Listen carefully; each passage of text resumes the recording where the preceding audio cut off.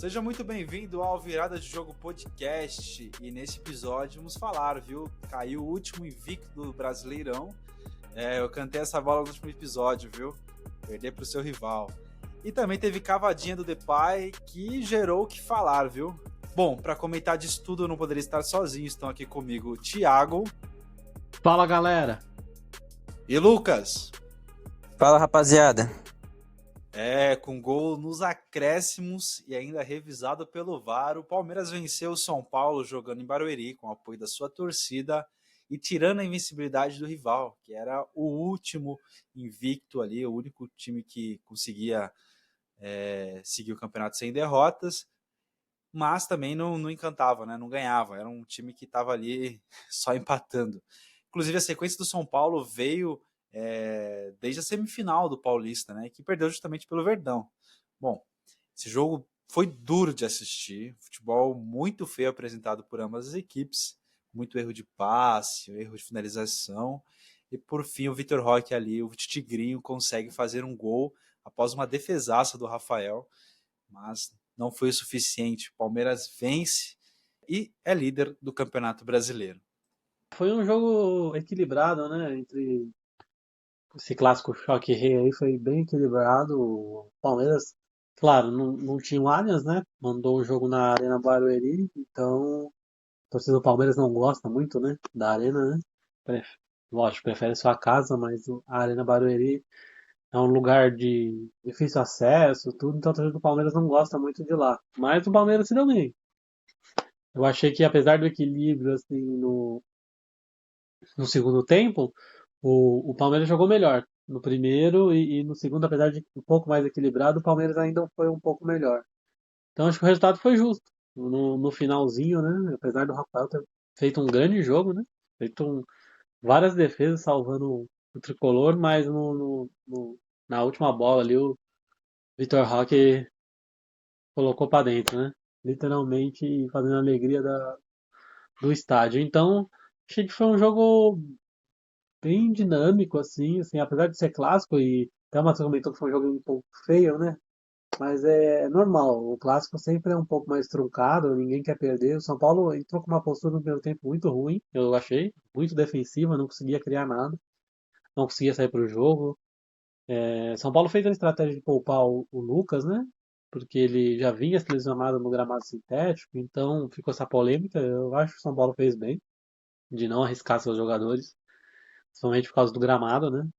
O Palmeiras aproveitou isso, que o São Paulo estava sem os seus melhores jogadores e conseguiu fazer valer o mando de campo e manter essa liderança aí. Então, o Palmeiras vem muito forte na briga por esse título brasileiro, mais um, né? O São Paulo poupou mesmo o Lucas, colocou o Oscar já no final do jogo. Na minha opinião, eu acho muito arriscado esse estilo de jogo de campeonato que o São Paulo faz nos últimos anos, que é dar um foco nas Copas, tanto Libertadores quanto Copa do Brasil, e o brasileiro deixando de lado. É nítida a diferença do futebol apresentado pelo São Paulo no meio de semana, jogando fora, em busca da primeira colocação do grupo na Libertadores, e agora jogando um clássico, independente se é na casa da equipe rival, né, que tem apoio da sua torcida ali, mas o São Paulo apresenta um futebol totalmente diferente. Eu não consigo entender, principalmente o primeiro tempo do São Paulo contra o Palmeiras. Totalmente defensivo, sem criação. É arriscado esse jogo, porque o São Paulo agora beira ali a zona do rebaixamento, né? Foi uma partida bem equilibrada, né? Principalmente no setor defensivo ali. O Juan, do lado do São Paulo, fez uma grande partida. O Giai, que se encontrou no lado direito da zaga do Palmeiras, mérito do Abel. Mais uma grande partida do Gustavo Gomes. Eu senti só um pouco de falta de criatividade do lado do Palmeiras no terço final ali, principalmente, porque o Palmeiras conseguia ficar mais com a bola, porém chegava para dar o último passe, o time pecava um pouco. Acho que uma alternativa poderia ter sido o Maurício no lugar do Flaco Lopes, que não é um jogador que me agrada muito. Então acho que essa poderia ter sido uma solução que o Abel Ferreira poderia usar ali para resolver esse problema que o Palmeiras apresentou no jogo. E do lado do São Paulo, espera-se mais, né? O time do São Paulo não é horroroso, tá em 16º no campeonato, tem que abrir o olho. Claro, tá focando na Libertadores tá tendo um desempenho muito bom, porém tem que abrir o olho porque o brasileiro é muito traiçoeiro, cara. O Atlético Mineiro ano passado a gente viu, chegou na final da Copa do Brasil, chegou na final da Libertadores contra o Botafogo, perdeu a final da Libertadores para o Botafogo, perdeu a final da Copa do Brasil para o Flamengo, mas chegou. E no Brasileiro quase se complicou, ficou a um jogo de ser rebaixado, não foi, mas tem que abrir o olho. São Paulo, apesar do bom desempenho na Libertadores, tá vivo na Copa do Brasil, mas no Brasileiro tem que abrir o olho porque senão pode se complicar também. A torcida do São Paulo segurava ali, que era o invicto e tudo mais, mas não vencia, né? Então ficou com uma pontuação muito baixa. Atualmente está com 9 pontos, 2 acima do Vasco, que é o primeiro time ali na zona do rebaixamento. Concordo com o Lucas, tem que abrir o olho que o brasileiro é traiçoeiro, não tem mais times fracos assim, né? A gente vai até entrar no jogo do Corinthians contra o Mirassol. A gente até comentou bastante, o Mirassol subiu, o Mirassol não vai conseguir se sustentar ali no brasileiro, mas é um time chato, tem outros também que atrapalham. Então, se não abrir o olho, fica difícil o campeonato, porque depois também começa a avançar nas outras competições, Libertadores, Copa do Brasil, aí sim o foco fica diferente, porque se o São Paulo, por exemplo, conseguir segurar um jogo mais tranquilo na Libertadores e focar nos 2, 3 próximos jogos aí do Brasileirão, já consegue se reerguer novamente. É igual o ano passado, né? O Corinthians ficou nas Copas até o final e depois sofreu para escapar do rebaixamento, apesar de ter ganho muito jogo seguido no final do campeonato, mas passou boa parte na zona de rebaixamento. Então é bom servir de alerta para todos os clubes aí que estão focando em Copas e tal, que não pode esquecer do Brasileirão completamente. Somar pontos, conseguir vitórias é importante, ainda mais pro São Paulo aí que está na situação de muitos empates, né? Então fica difícil, porque num critério de desempate o que conta são as vitórias, né? Número de vitórias. Então, claro, tem muito campeonato. O São Paulo não tem time para ser rebaixado, mas tem que abrir o olho e procurar vencer para ficar longe dessa zona, né? Porque uma vez que entra, fica difícil sair. Principalmente naquele ano que o São Paulo ganhou a Copa do Brasil, né, que, na minha opinião, ofuscou o que foi o Campeonato Brasileiro, que o São Paulo estava muito mal naquele campeonato, não vencia fora de casa, era uma luta, acho que, se eu não me engano, venceu uma partida fora de casa, que era no comando do Dorival Júnior. E o Dorival Júnior teve sua primeira derrota no comando do Timão e foi contra o Mirassol. Se o Memphis Depay não tivesse feito graça na cobrança de pênalti ali aos 35 minutos do primeiro tempo, em que o cenário poderia ser diferente. Né? O time foi surpreendido pelo Mirassol também no decorrer do jogo, que vinha de uma sequência muito ruim de 3 jogos sem vitória. Então, você viu como um detalhe pode mudar o jogo, pode mudar o rumo do jogo, porque a gente até comentou do São Paulo nas últimas rodadas, do São Paulo nos últimos episódios, que deixou de vencer jogos por erros de cobrança de pênalti, do Caleri, do Ferreirinha, em que custaram ali as vitórias dentro de casa. E agora um pênalti, na minha opinião, muito indisplicente do Memphis Depay, por mais que ele cobre de cavada na Holanda, nos times que ele passou, era um jogo que estava 0-0, primeiro tempo, não tinha nada decidido, precisava fazer o gol, porque sair na frente muda totalmente o cenário da partida. Ele fez graça ali, mesmo com o Kaká fazendo gol pelo Corinthians, o Corinthians tomou a virada pelo Mirassol jogando fora de casa. Mais uma péssima partida do Corinthians, né? Eu acho que o Dorival errou já na escalação. Ele começou com Romero e Depay como uma dupla de ataque ali. Eu não gosto.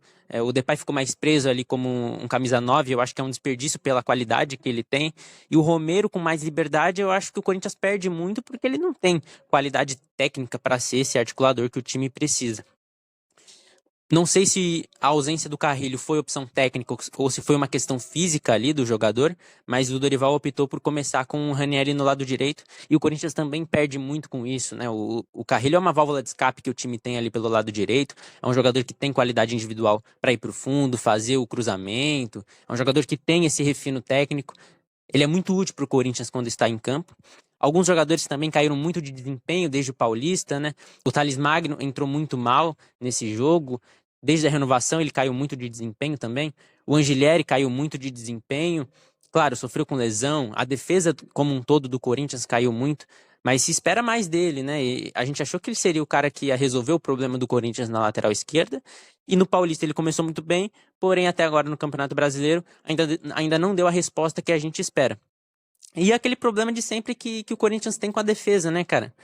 Parece que não existe ali um entrosamento entre os jogadores, parece todo mundo ali muito perdido. Eu sinto falta também de um ponta para ou de algum outro volante para fazer a cobertura do lateral. No primeiro gol, o gol do Edson Carioca, é pelo lado esquerdo do campo. E o Mateuzinho tá ali marcando sozinho, não tem uma cobertura, não tem um ponta ou um volante para acompanhar na linha de fundo. Então esse tipo de coisa acho que faz diferença no jogo e é o tipo de coisa que o Dorival vai ter que corrigir caso ele queira que o Corinthians seja competitivo, porque se o Corinthians quer pensar em ser campeão de qualquer coisa, perder pro Mirassol é inadmissível. E esse jogo entra para a história, né, Lucas? Foi a primeira derrota do Corinthians pelo Mirassol em toda a história do confronto. Então, Esse jogo do Corinthians foi mais um jogo ruim, né, da equipe, né, que nem o Lucas comentou. Apesar da troca de comando, assim, lógico, o Dorival deu aquele ímpeto inicial de novo trabalho, novas metodologias, novos papos, novo ânimo para o time, mas não foi aquilo que a gente esperava até agora, né? Então, claro, o time do Corinthians também é um time limitado do meio para trás, é um time fraco, é, tirando o Hugo, goleiro. O resto da defesa é bem limitado. Os volantes eu gosto, mas tá muito exposto. Não sei o que tá acontecendo, se é esquema, se é mudança de jogo, não dá para entender. E o Corinthians carece de atacantes de velocidade, né? Coisa que não tem no elenco. É, não tem um jogador para entrar, ou para puxar um contra-ataque, ou para quem sabe até prender uma bola na frente. E até para sair jogando mesmo, um atacante de beirada mais rápido que consiga fazer jogadas, né? Então o Corinthians fica no refém nesse esquema do 4-4-2 e quando dá certo é ótimo, né? Porque os meias funcionam bem. Eu achei que até que nesse jogo o Coronado jogou muito bem. Apesar do time for mal, eu achei que ele foi participativo, pediu chance, pediu bola, fez várias jogadas no jogo, até sofreu pênalti, né? No chute que bateu na mão. Então o Matheus comentou que o Memphis perdeu o pênalti, né? E, claro, foi prejudicial para o Corinthians, né? Perdeu o pênalti, que poderia abrir uma vantagem de 2-0, né? Mas não foi isso que fez o Corinthians perder, sabe? Claro, eu acho que o Memphis tem que ser cobrado, sim, pelo técnico, né? Pela forma como ele bateu de cavadinha. Mas, tipo, se o técnico falar que não gosta, que não é pra bater, e ele voltar a bater desse jeito, é só tirar ele como batedor de oficial. Se caso não teve uma conversa ou foi aconteceu de um erro e as pessoas acharem normal lá dentro do Corinthians, aí segue o jogo e ele vai continuar batendo pênalti da forma que ele acha melhor. Mas esse erro não foi crucial para a derrota do Corinthians, foi o péssimo futebol que o Corinthians fez. Até porque conseguiu sair na frente, o gol do Kaká, no finalzinho do primeiro tempo, mas não consegue manter a vantagem. Todo começo de segundo tempo, ou até mesmo do primeiro, o Corinthians sempre entra desatento, toma uns gols bobos. Você vê que o Mateuzinho não consegue marcar, é um jogador limitado na marcação. E no ataque ele também tem muita força, né? Tem muito passe dele, tudo até bom, mas também não sabe cruzar. Então fica um problema nas laterais do Corinthians, né? O Lucas até comentou que o Angelés não tá bem. Mas eu penso, quem tá bem na defesa, né? Se a defesa estiver bem, o meio e os setores os laterais vão sobressair. Só que os miolos de zaga do Corinthians é muito ruim, né? Não tem nenhum jogador assim com capacidade de investir nem para ser reserva do Corinthians, para falar a verdade. Tão fraco que é os zagueiros do Corinthians, né? Todos são muito ruins. Se é para deixar desse jeito, eu daria uma chance pro João Pedro. Pelo menos é um menino da base, é mais alto, na bola parada eu acho que pode ir até melhor. Então, apesar de ter feito um pênalti bobo, né, na Libertadores e nunca mais ter voltado, eu acho que seria uma boa dar uma chance para ele, porque os que estão jogando não estão jogando nada, não tão bem, e o sistema de volantes também de marcação não está encaixando, não está encaixando, tá na hora de rever. O Michael, um jogador muito lento para jogar no meio do campo do Corinthians hoje. Não sei se ele está sem ritmo, se é da característica dele, eu acho um jogador muito lento. E tanto que você vê que ele é tão lento que o Dorival escalou o Ranieri de segundo volante, né? Que é mais rápido que ele para tentar chegar na frente. Apesar de não ter qualidade, mas ele é um jogador veloz que consegue ir na frente e fazer o box to box. O Michael não consegue. Então não sei até que ponto vale a pena ter o Michael no time. Então o Corinthians está jogando muito mal. Apesar do Memphis ter perdido o pênalti, tem muita gente culpá-lo, né? Até os jogadores do Mirassol não gostaram da forma que ele bateu. Mas eu acho que é do jogo. É diferente de você estar numa disputa de pênaltis, que nem muita gente comparou com o Alexandre Pato. Eu acho que não tem comparação. Ali é totalmente displicente. Ele praticamente tocou pro Dida, não é que ele fez uma cavadinha e perdeu. Ele recuou a bola, né, de cavadinha. E ainda numa decisão por pênaltis, né? Que é um jogo eliminatório. Esse jogo do Mirassol é mais um jogo do Campeonato Brasileiro. Claro, é horrível perder, principalmente para um time que é recém-chegado e todo mundo estava dando como já um dos candidatos a rebaixamento. Mas não foi isso que fez o Corinthians perder, foi o péssimo futebol do Corinthians. E eu discordo um pouquinho do Lucas quando ele fala do Romero, né? Que jogou atrás. Eu achei que quem jogou ali foi o Coronado. E o Romero jogou aberto pela direita, onde que ele é o tempo que ele mais rendeu no Corinthians, assim, né? Foi jogando assim. O Dorival tentou refazer isso, só que o do Romero não tem mais seus 20 e poucos anos, né? Ele não consegue mais voltar para acompanhar o lateral. Então é um problema. O Romero hoje ele tem que ou entrar no segundo tempo, né? Ou jogar na frente mesmo, junto com o Yuri e com o Memphis. Ele do lado do campo não funciona mais. Então é basicamente isso. Corinthians numa péssima fase aí, vem muito mal. Na Sul-Americana também não consegue resultados. Então não vejo grandes perspectivas para o Corinthians. Eu acho que se escapar do rebaixamento já tá ok pelo ano e pelo que o Corinthians tá jogando, né?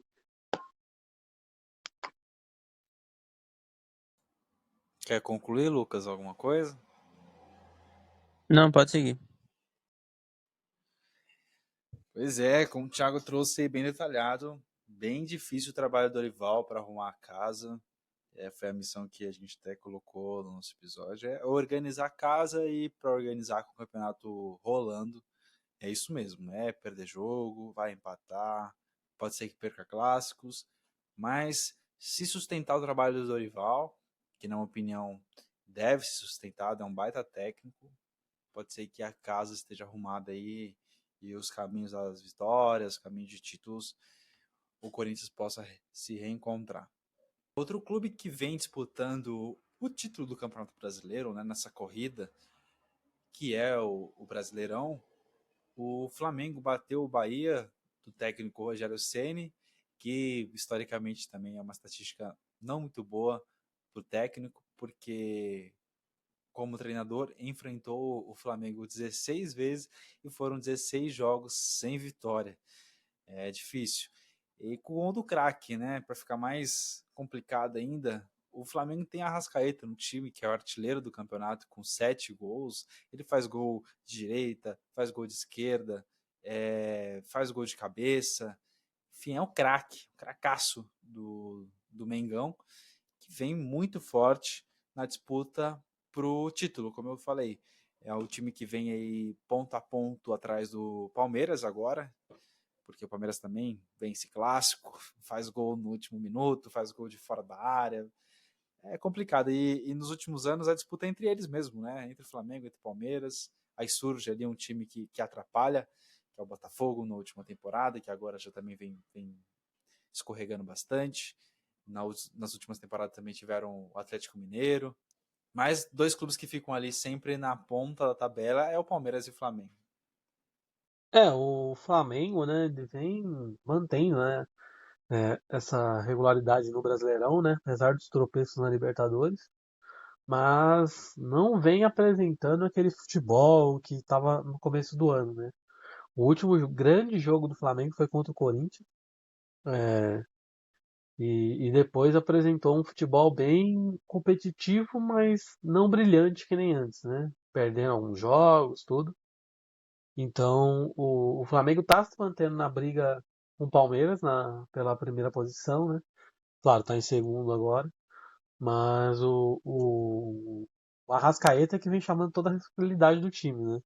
O Bruno Henrique, depois que saiu aquelas notícias sobre Polícia Federal, investigação, jogos de aposta, caiu muito seu rendimento, né? Era normal que acontecesse isso, porque a cabeça do atleta não fica 100%, né? Tá sempre atrás de notícias, sempre chega alguma coisa, acaba atrapalhando o rendimento.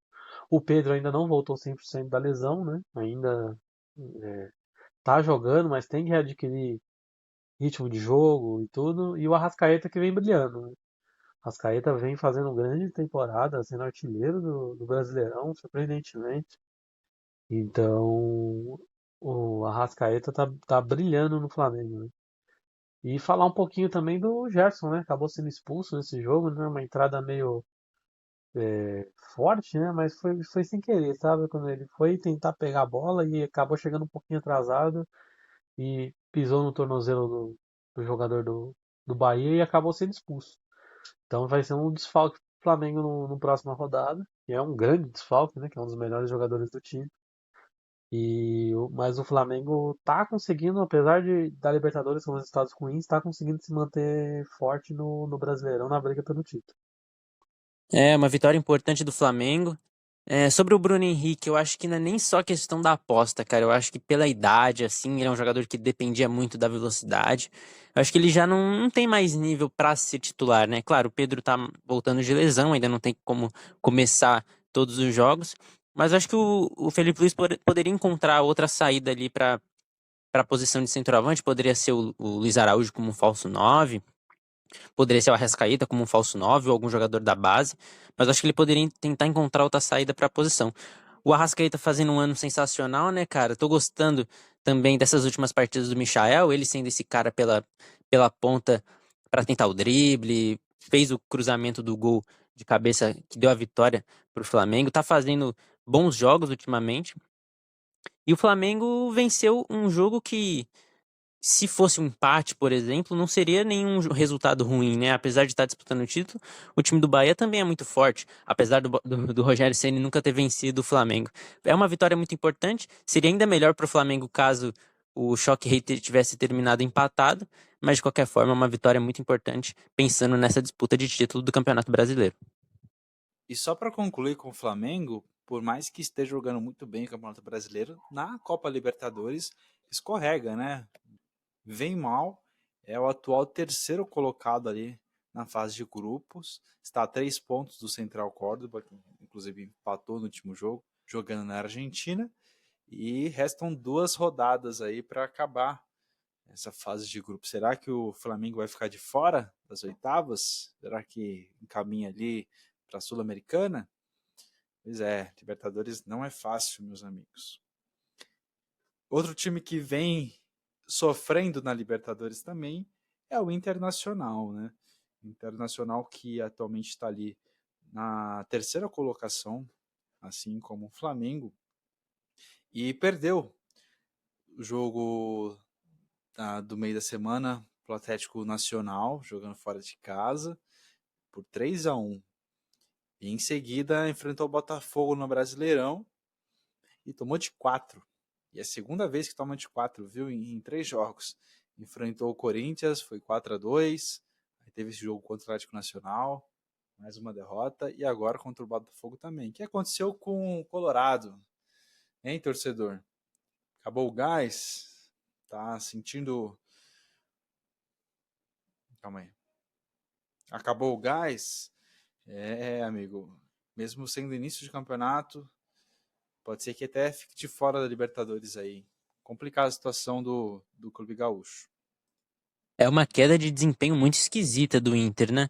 É verdade que teve uma sequência difícil no Campeonato Brasileiro, enfrentou times muito fortes, caiu no grupo da morte na Libertadores, mas o time poderia estar entregando mais e nesse jogo foi completamente anulado pelo Botafogo, né? Talvez seja a primeira grande atuação desse time do Renato Paiva.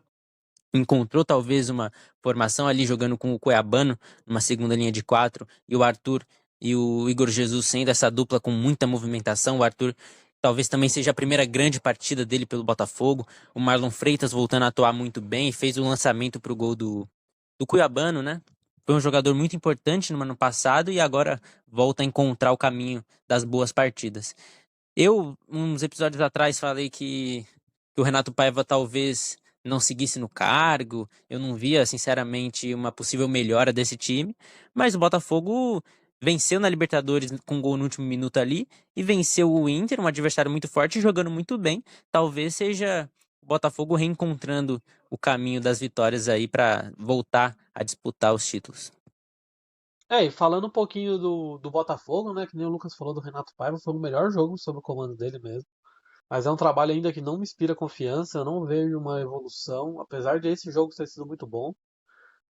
Também concordo que foi uma boa saída colocar o Cuiabano na segunda linha do lado esquerdo do campo. Ele é um cara bem ofensivo, né? Jogando na lateral, e às vezes deixava a desejar, com espaço nas costas, tudo. E agora com o Alex Telles ele fazendo uma dobradinha, pode ser uma boa, mas eu quero ver quando tiver que criar a jogada do Botafogo, né? Então o Botafogo estava jogando muito com lançamentos, né? Até o Marlon Freitas deu 2 assistências, 2 lançamentos muito bonitos. Mas eu quero saber quando vai ser para criar o jogo com o Cuiabano armando pelo lado esquerdo, né? Eu acho que vai ficar um pouco tenso ali.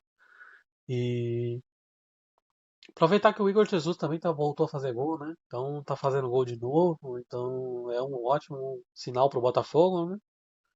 Mas mesmo assim eu ainda vejo um pouquinho de desconfiança no trabalho do Renato Paiva, porque o começo foi muito ruim e o Botafogo já vinha mal, mesmo antes do Renato, então quero aguardar um pouquinho mais para comentar sobre o Botafogo, para ver até onde esse Botafogo pode chegar, né, nesse Campeonato Brasileiro. E falando um pouquinho do Internacional agora, né, como bem vocês falaram, né, o Inter vem de uma fase ruim, né, podemos dizer assim já, né, que vem de muitas derrotas, tropeços na Libertadores, só essa semana perdeu 3 vezes, né, essa última semana. A defesa tomou 11 gols em 3 jogos, né, um absurdo, né? Então tem alguma coisa estranha e errada no sistema defensivo do Inter, né? O Lucas até tinha comentado no outro podcast que falou contra o Corinthians, né? Que o Vitão foi mal e o outro zagueiro, o Vitor Gabriel, também tinha ido mal. E contra o Botafogo não foi diferente. Apesar do Vitão não ter começado, o time foi bem mal, né? O Rovel que jogou também, um zagueiro muito lento, não conseguiu acompanhar o ataque do Botafogo. Então o Inter tá com vários problemas defensivos e o ataque tá sofrendo sem o Ener Valencia e sem o Borré machucado, né? Então perde muito, tá jogando o menino Luca, mas até agora não conseguiu fazer grandes coisas no ataque. E o Inter também não teve o Alan Patrick contra o Botafogo, então também já é o principal jogador do time lá fora. Então o Roger tá fazendo malabarismo para ajustar esse elenco aí nas competições que restam, né? E o foco do Inter tem que ser na Libertadores, porque caiu no grupo da morte, como o Lucas disse, tá desperdiçando pontos. O Nacional voltou à briga por uma vaga também que parecia morto no grupo. Então tem que tomar muito cuidado o time do Inter para não acabar sobrando e ficando de fora na Libertadores, que é o principal foco do time agora. É um momento muito complicado mesmo para vir escorregar, né? Reta final ali da fase de grupos, pode ficar de fora, no grupo muito complicado. E também no Brasileirão, você deixa pontos pelo caminho, depois para buscá-los é muito complicado. Queria destacar também que o time do Inter começou praticamente todo reserva, né? O Alan Patrick não foi nem relacionado, o Borré e o Valência não jogaram. Acho que o Inter sentiu muita falta também do Fernando, que era um jogador, às vezes até utilizado como zagueiro, mas principalmente fazendo a proteção na frente da defesa. O Inter sentiu muita falta desse jogador, claro que não foi só isso que fez o Inter tomar 4 gols, mas sentiu muita falta desses jogadores e tá dando prioridade para Libertadores, né? Porém, é o que a gente comentou ali sobre o São Paulo. Tudo bem, a Libertadores pode ser a prioridade, mas tem que abrir o olho no brasileiro porque é uma competição muito traiçoeira. Outro jogo que foi decidido também no final, ali, nos últimos minutos, foi um jogão entre Atlético Mineiro e Fluminense. 3-2 para o Galo, com o gol do Igor Gomes ali já aos 90 mais 4, nos acréscimos, selando a vitória do time mineiro nesse clássico, né, do Campeonato Brasileiro. O Fluminense, que vinha de uma derrota na Sul-Americana pelo São José por 1-0, o clube boliviano, e agora uma derrota amarga ali, né? No final do jogo é amargo para qualquer torcedor. E então o clube carioca ali sofre esse gol já nos acréscimos. Renato Gaúcho com 2 derrotas seguidas no campeonato.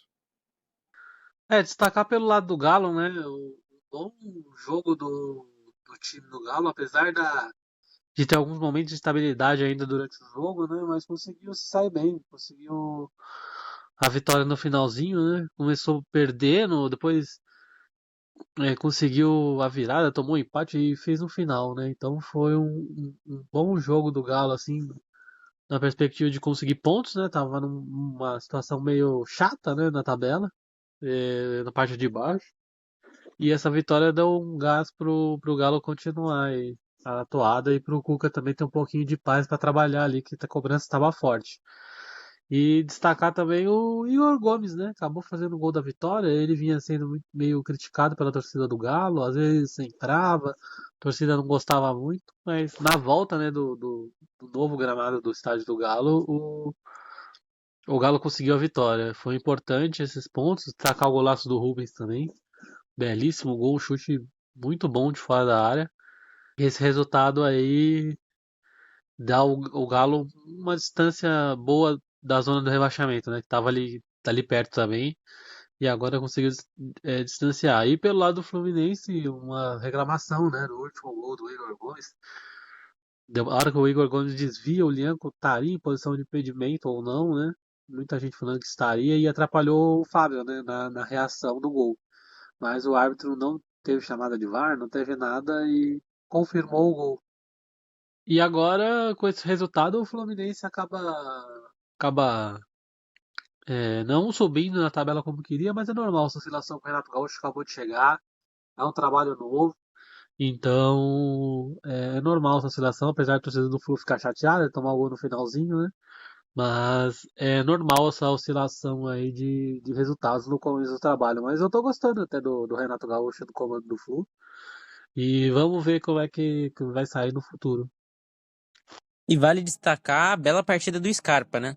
Com o Milito ele tinha outra função ali, ficava mais preso pelo lado do campo, cortando para o meio, mas ficava mais preso pelos lados. E agora com o Cuca ele volta a ser esse meio armador do time do Galo e tá jogando muito bem. Para mim é o principal destaque no ano do Atlético Mineiro. O Hulk tá fazendo um bom ano. O Coelho acho que entrou muito bem ali pela ponta esquerda do time. Porém, acho que o Scarpa é o grande nome do Atlético Mineiro até aqui. E Lucas, conta pra nós quais foram os últimos confrontos dessa oitava rodada do Campeonato Brasileiro. E seguindo com a oitava rodada, o Vitória venceu o Vasco por 2-1 de virada ainda. O Mateuzinho foi expulso antes do primeiro gol do Vasco, e mesmo assim o Vasco tomou a virada. Vasco que não vence há 8 jogos. Grêmio e Bragantino empataram em 1-1. Fortaleza venceu o Juventude por 5-0. E o Cruzeiro goleou o Sport por 4-0. E a curiosidade nesse jogo do esporte, né, é que o Antônio Oliveira, né, acabou estreando e com apenas 20 minutos já estava tomando de 2-0 e a torcida do esporte começou a xingá-lo de burro, né? Logo na estreia, sem paciência nenhuma do esporte, que o esporte ainda não tem vitória no Brasileirão, mas já começou a perseguição, assim, já com o técnico, né? 20 minutos ser chamado de burro. A torcida do esporte, você vê que tá sem paciência nenhuma com o time e sobrou até pro técnico que acabou de chegar. Haja paciência pro torcedor brasileiro, né? Se a gente até comenta que eles trocam de técnico muito cedo, 3, 4 rodadas já começa a crítica, mas 20 minutos é a primeira vez. E para finalizar a rodada, durante a gravação desse episódio, o Santos enfrentou o Ceará com o mando de campo, porém no Allianz Parque, para atrair mais público, evidentemente. O Allianz Parque tem mais capacidade que a Vila Belmiro e empatou a partida. Cara, eu acho muito interessante isso do Santos trazer o jogo aqui para a capital. Obviamente, os estádios aqui de São Paulo têm maior capacidade do que a Vila Belmiro, que na minha opinião já está ultrapassada por conta da questão de estrutura. Nós sabemos que a estrutura ali de Santos é bem limitada para o clube. E muitos torcedores residem aqui na capital, então é difícil você sair daqui de São Paulo, meio ao trânsito, para assistir um jogo, por exemplo, numa segunda-feira, 8 horas da noite, na praia, na Baixada. Então, o Santos pode estudar mais isso, que eu acho que vai trazer bons frutos. Óbvio que não depende somente do clube, depende de uma parceria ali, como por exemplo com a Leila, com a disponibilidade do estádio, ou seja, o Allianz Parque, Morumbi, Itaquera, até mesmo o Pacaembu, que está finalizando a sua reforma, mas é uma maneira muito legal de ver a torcida do Peixe invadindo a capital paulista. Bom, agradeço muito a você que nos ouve até este momento. deixe seu comentário, se a gente esqueceu alguma coisa, se a gente não falou do seu time, como é que está o seu time no Campeonato Brasileiro? Na zona de rebaixamento? Disputando o título? Você sabe que vai disputar ali só meio de tabela? Conta aí pra nós. Sigam a gente no Instagram, @viradadejogo_PDC.